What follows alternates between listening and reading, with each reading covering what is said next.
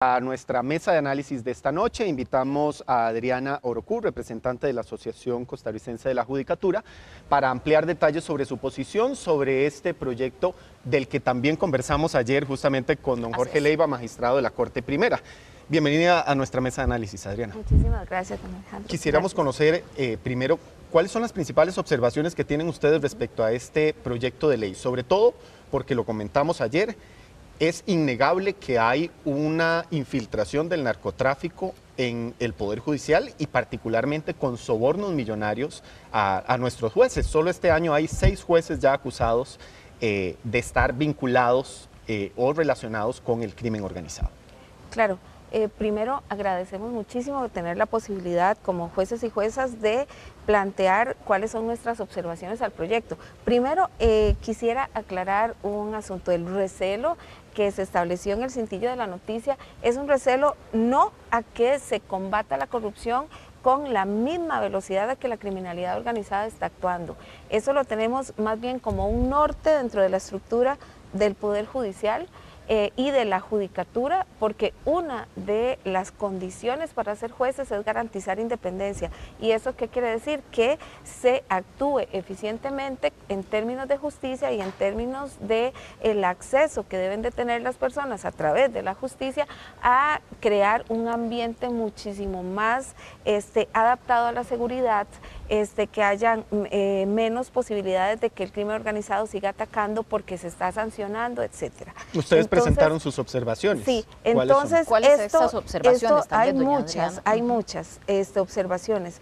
Primero, y también quiero aclarar, por favor, les voy a solicitar este espacio, que nosotros estamos de acuerdo con un régimen solidario, sancionatorio que sea sólido, que sea transparente, que combata la corrupción. ¿Esta propuesta lo es? Esta propuesta, a pesar de que es una buena propuesta de inicio para que mejoren las condiciones sancionatorias del Poder Judicial, tiene varias falencias constitucionales y de legalidad. En un documento de 30 páginas que hicimos llegar a la Corte Suprema de Justicia están analizadas estas falencias porque lo que persigue tiene una prioridad de la sanción ante más bien ante la peligrosidad de lo que implica la inmersión de lamentablemente el narcotráfico en el Poder Judicial.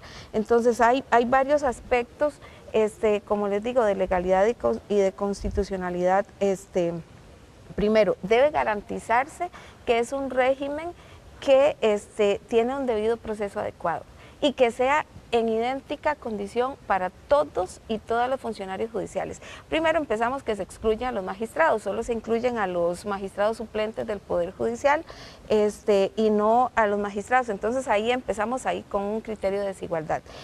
Luego esta estructura mantiene una serie importante de criterios totalmente ambiguos, como imagen a la función judicial, como lo que es una conducta atípica, una conducta típica más bien que podría perseguirse y sancionarse, no están tipificadas. Para que todos entendamos, las regulaciones sancionatorias tienen que tener claridad en la conducta que se va a acatar y a sancionar, a investigar y sancionar, porque eso implicaría muchísima arbitrariedad y subjetividad del órgano que está investigando, más cuando hay un plazo tan abierto de 5 años para que una causa eventualmente pueda prescribir. Entonces estamos hablando de que hay un periodo que se alarga muchísimo para que una sanción pueda ser investigada con un criterio que es abierto y subjetivo para un órgano que tampoco mantiene. Por ejemplo, como los jueces, nosotros tenemos que estar dentro de una carrera judicial. Un órgano administrativo como la inspección judicial, que está determinado en esta ley, es nombrado por Corte Plena y ahí pueden haber otro tipo de criterios y no necesariamente el de imparcialidad. Doña Adriana, entonces hay perdón varios. que la interrumpa, tal vez, porque justamente esa era una de las dudas que también ayer planteamos con el señor magistrado, es cómo se van a definir cuáles son esas sanciones más fuertes, ¿verdad? ¿Cuál va a ser esa lista, por decirlo así, que son de faltas graves. De faltas graves en las que van a ser tipificadas. Sí, Hicieron, precisamente. tal vez ustedes ese señalamiento. Sí, claro, hicimos un señalamiento en general y luego artículo por artículo revisando inclusive las palabras que están dispuestas en el proyecto. Sí hay sanciones graves que inclusive implicarían despido del funcionario o la funcionaria, que obviamente un funcionario y una funcionaria que se compruebe que tiene alguna incorrección dentro de su función debe estar fuera del Poder Judicial, eso es indudable. Pero tiene que investigarse de una forma responsable, transparente, razonable, racional y que obedezca a los principios sancionatorios disciplinarios, no es un proceso penal.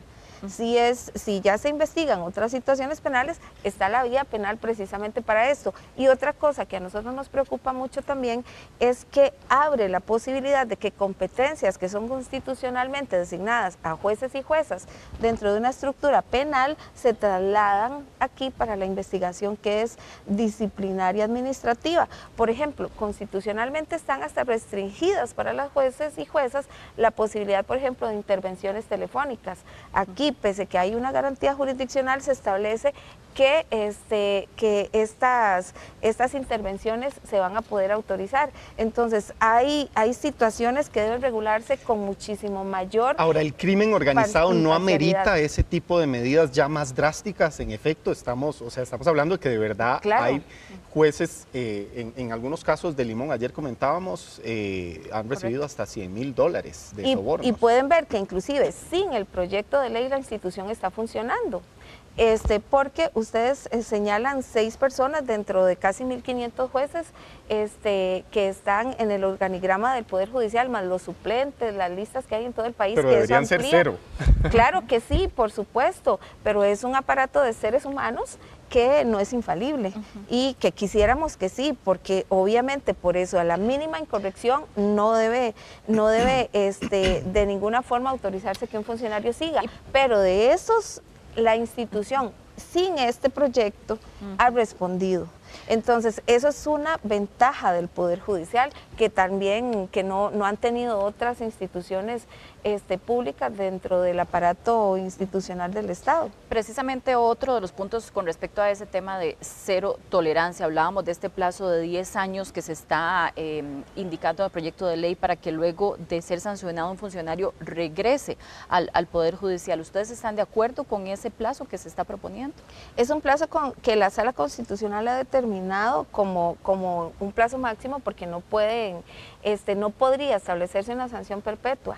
Entonces, pero sí, definitivamente, no solo es que una persona salga por un tema de incorrección, sino que los criterios para admitir otra vez a una persona dentro del Poder Judicial sean tan rigurosos que esos criterios de idoneidad, que es una competencia para el ejercicio del cargo, sean también comprobados desde el inicio. O sea, si ya hay un tema de una sanción por corrupción, etcétera, ya ahí está disminuido el criterio de idoneidad. Y porque los estándares internacionales y especialmente para la judicatura deben ser muy altos, es doble estándar internacional cuando se trata de temas de justicia.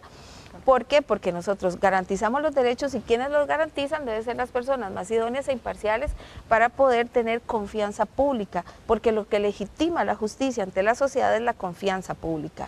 Ayer estábamos hablando de algunos de los escenarios en los que este proyecto de ley podría intervenir y hablábamos particularmente de la huelga de algunos médicos forenses en la medicatura forense que no han querido estar disponibles para atender en fines de semana situaciones de mujeres con abusos sexuales o autopsias cuyas familias, las familias de las víctimas mortales han tenido que esperar 2-3 días para poder disponer de una autopsia.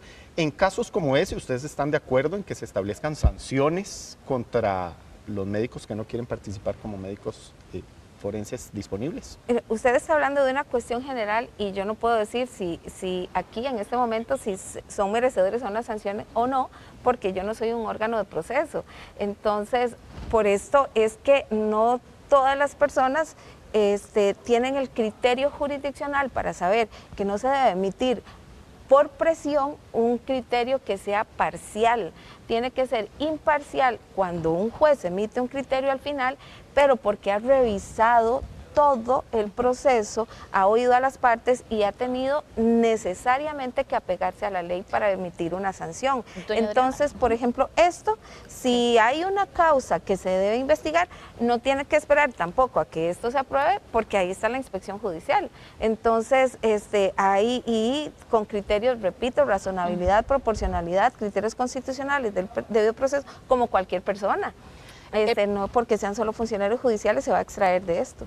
El proyecto ahora iniciaría todo un proceso en la Asamblea Legislativa. ¿Ustedes van a hacer llegar a los diputados también estas observaciones y estas anotaciones al proyecto? Y es que lamentablemente no se ha dado un proceso de discusión amplia ni democrática, ni de Ustedes poder dicen que no tener fueron una escuchados en el proceso de elaboración de este proyecto. Nos dieron audiencia nada más, inclusive en este documento le solicitamos a la Corte que se realicen al menos talleres de realimentación con jueces y juezas para poder construir y poder hacer llegar verbalmente en un proceso, repito, democrático y constructivo, un mejor proyecto a la Asamblea Legislativa, pero esto no se ha dado. Lo que nos llevó a nosotros, la sorpresa fue que después de que hicimos esta solicitud, en el correo electrónico institucional aparece que los magistrados, otra vez solo la magistratura, se reunió para revisar las observaciones que se habían hecho, pero esto no es un proceso democrático. Entonces, esto nos obliga